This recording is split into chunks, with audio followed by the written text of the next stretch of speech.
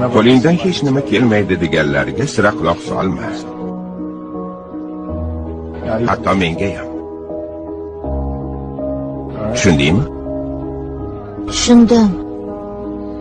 Orzuying bo'lsa, uni asra. Qo'lidan hech nima kelmaydiganlar sen ham eplolmaysan deb uqtirishadi. Men ismim Shohrux va hozir qo'limda turgan magistratura dissertatsiyasi 6 oy davomida buni yozib tugatdim. Juda xursandman. Samarqanddagi Ipak yo'li turizm universitetini bitirmoqdaman.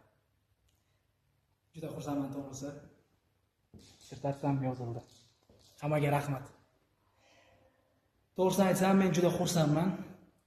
Ota-onamga, ustozlarimga meni qo'llab